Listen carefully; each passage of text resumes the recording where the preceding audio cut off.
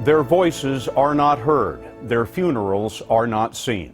A revolution is underway to end one of the world's longest-running dictatorships, but we don't know the facts because the government of Syria keeps reporters away from its brutal crackdown. Tonight, we have a rare look inside. Since spring, thousands of Syrians have been demanding the end of the 40-year dictatorship of the Assad family. The UN estimates that since the uprising began, Syrian forces have killed 4,000 civilians. And just today, the opposition claimed 60 deaths in the city of Homs.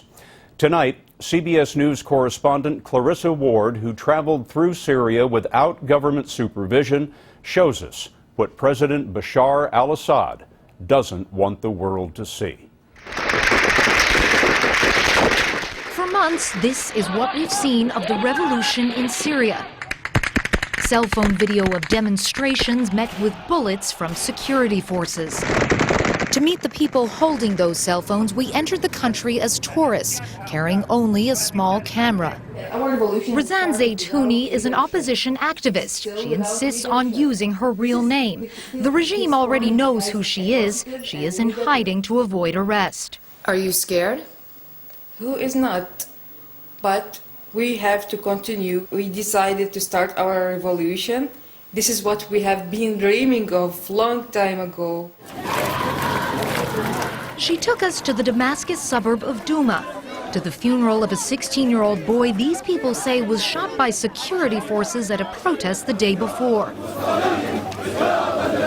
Men and women poured in by the hundreds, their grief tinged with defiance.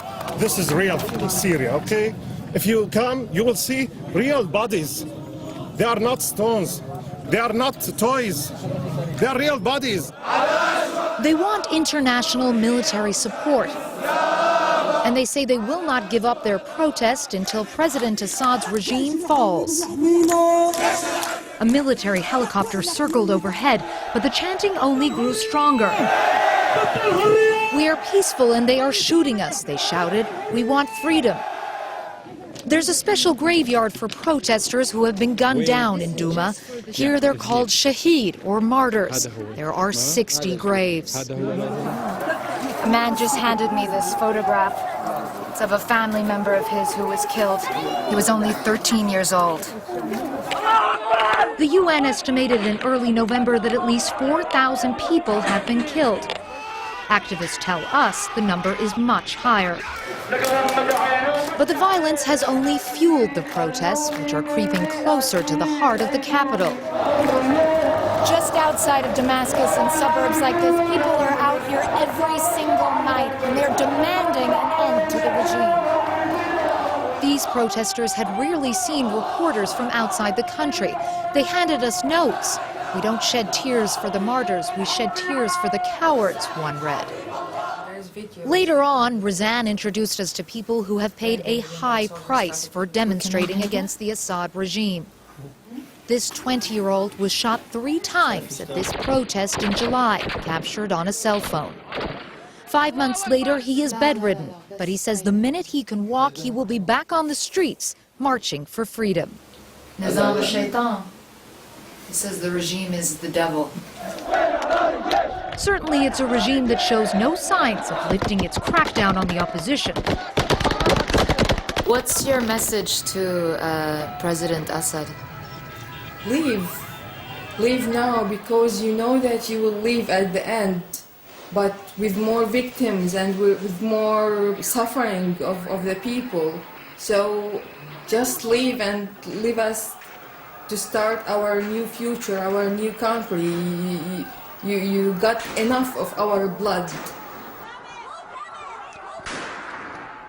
Klarissa Ward joins us tonight. Klarissa, what do these people want from the Assad government?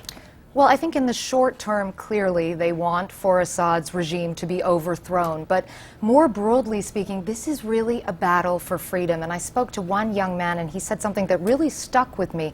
He said, you know, the main purpose of this, all we really want is to be able to speak our minds without being afraid. You were traveling alone, linking up with the opposition. Tell me a little bit about what that was like.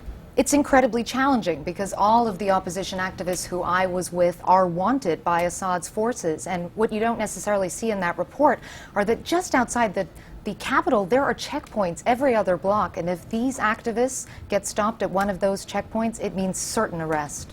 Clarissa Ward, thank you very much. The Obama administration has said that Bashar al-Assad must go. Tomorrow, Secretary of State Hillary Clinton will meet with Syrian exiles in Geneva. And tomorrow on this broadcast, we will have more from inside Syria.